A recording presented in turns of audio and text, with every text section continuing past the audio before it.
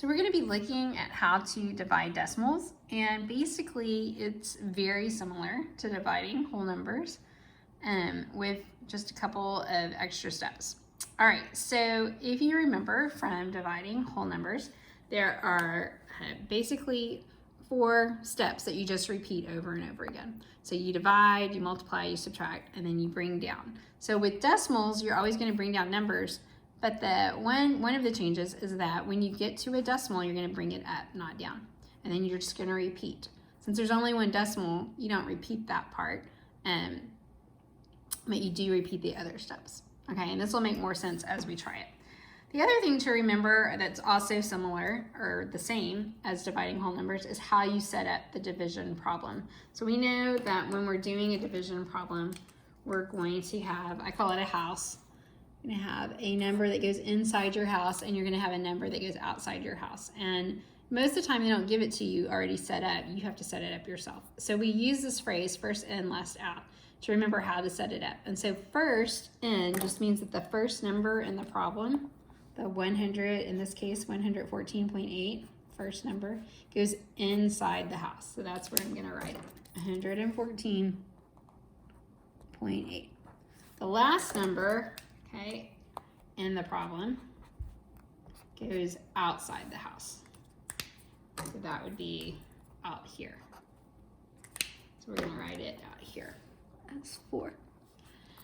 And the other thing that you need to remember when you're dividing is to make sure you're really careful about keeping everything lined up. So it is helpful sometimes to use notebook paper that you can turn sideways, and that way you kind of have a column for everything to go in. So feel free to use that.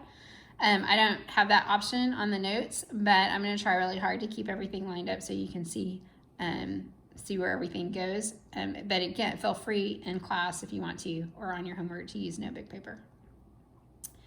So now I need to divide 4 into 114.8. So I always want to look for the smallest number I can divide into because it's easier to divide into small numbers. So I'm going to look at each number kind of separately first. So can you divide 4 into 1? No, 4 is bigger than 1. I'm going to put an X there so I remember, okay, that I've already looked at the 1. Then I'm going to scoot over. Can I divide 4 into 11? Well, yeah, actually I can divide 4 into 11 because 4 times 2 is 8. I'm going to put the 2 over the second one, right? I've already used the first one, so now I'm looking at the second one. So 2. 2 times 4 is 8. I'm going to line it up and subtract from that 11. All right, 11 minus 8 is 3. Right? So I've multiplied, I've subtracted. My next thing is to bring down the number. So the next number is a 4. I want to bring it down. Now I'm going to divide 4 into 34. So what times 4 gets me close to 34? 8. 8 times 4 is 32. So where do you put that 8? You go follow that arrow back up, okay, and it goes above the 4. So 4 times 8 is 32. That's what you're going to subtract. 4 minus 2 is 2. And then it's time to bring down. All right, so when I get here, I can see the next thing is not a number, it's a decimal. I don't bring down decimals, I bring up decimals. So this decimal goes up, okay, and then I can bring down the number. So the next number is 8. 4 will go into 28, 7 times. Where do you put that 7? Follow the arrow, it goes above the 8. So 4 times 8 is 28. And then there's nothing left to bring down, so I'm done. So this is 28.7.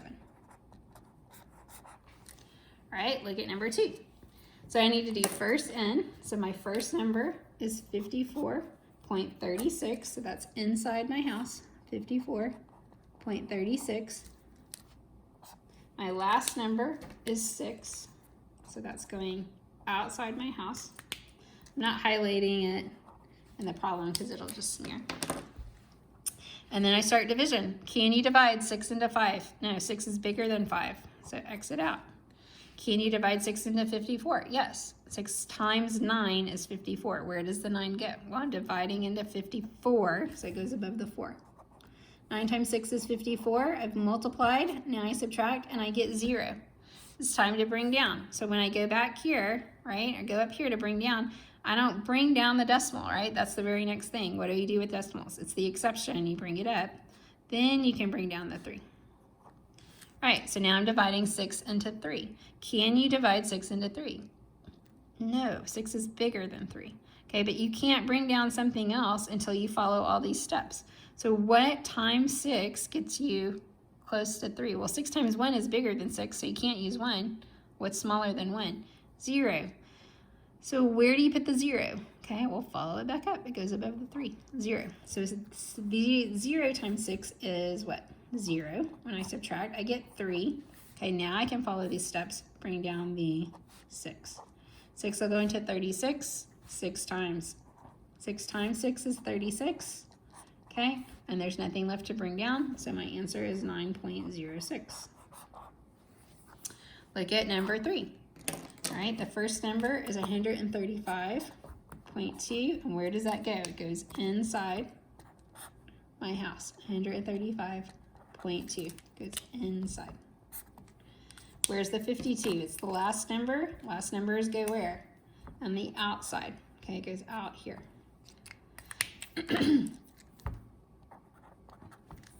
All right, let's look at how to divide this one. I'm going to start by looking at 1. Can you divide 52 into 1? No. It's 52 is too big. Can you divide 52 into 13? No, 52 is still bigger than 13. So you go over one more. Can you divide 52 into 135? Well, it fits into 135, but maybe you don't know how many times. So when this happens, you just kind of have to start guessing. So maybe I want to try 2 times. 52 times 2. 2 times 2 is 4. 2 times 5 is 10. 104. Well, that fits, but maybe there's something closer. So do 52 times 3. That's 6. 3 times 5 is 15. 156. Okay, so that's too much, right? That's more than 135. So I'm going to go with the 104. So what number did I say? Okay, 2, right, times 2. Where do I put the 2? Above the 5, because I'm dividing into 135.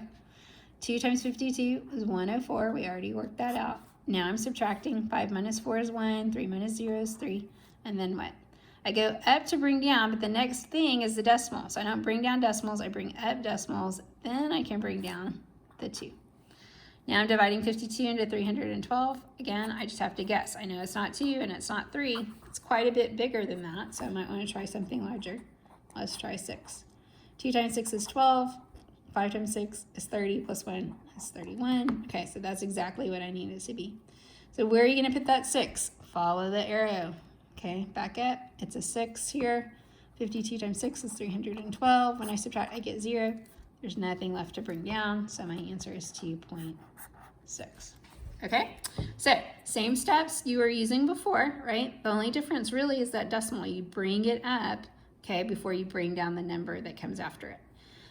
The other thing I would point out on this problem right here is that we really did have to put a 0 there, right? We couldn't just skip over the 3. Okay, there has to be a number above each one of these numbers. You can X out at the beginning, but once you get started, you have to keep putting a digit above every digit in your dividend.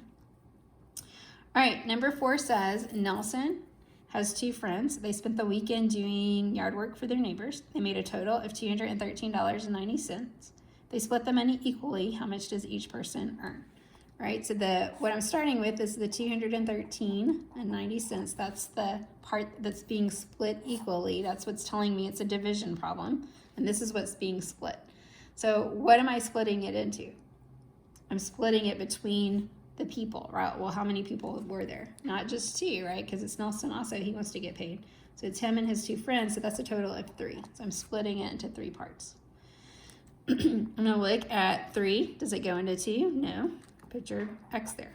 Then move over 1. How many times does 3 go into 21? 7 times. So put it above the 1 because I'm dividing into 21. 7 times 3 is 21. When I subtract, I get 0. What's next? Bring down the 3. How many times does 3 go into 3? 1 time. Where does it go? Above, right? Follow the arrow, 1 time. So when I subtract 3, I get 0. And then I go back up to bring down. But there's a decimal. What do you do with the decimal? You bring it up, then you bring down the 9. How many times does 3 go into 9? 3 times. What's 3 times 3? 9. When I subtract, I get 0. Then I do what? I bring down the last number. How many times does 3 go into 0?